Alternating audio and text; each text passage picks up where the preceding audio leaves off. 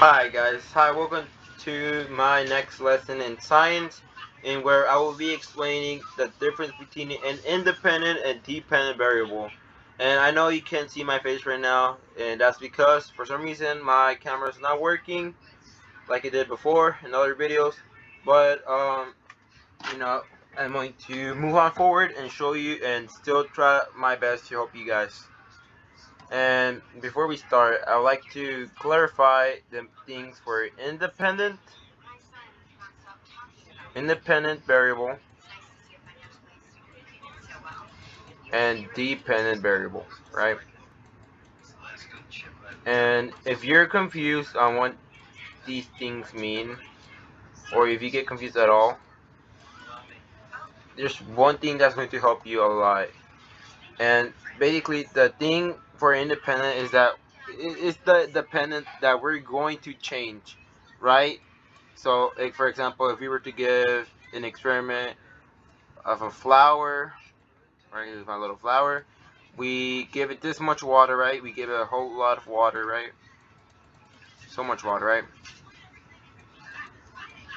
It's the thing that we change, right?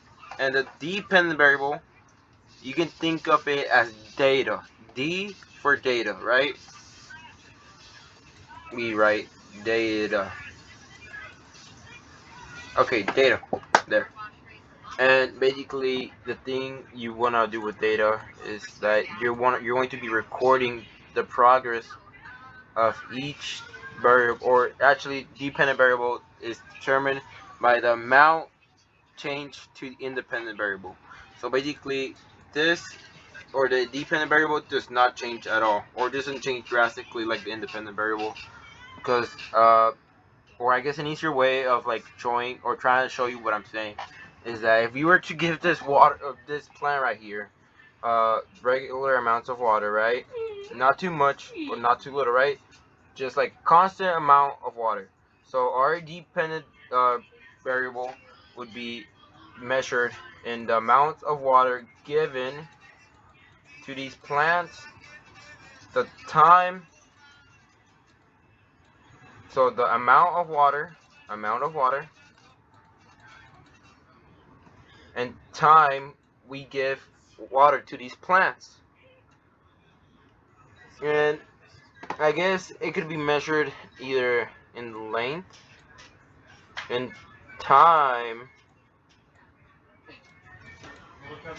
or in amount of something. And it could also be measured by temperature.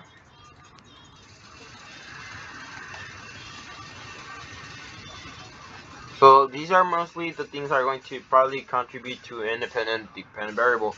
If we were to write, if we were to make a question, how does water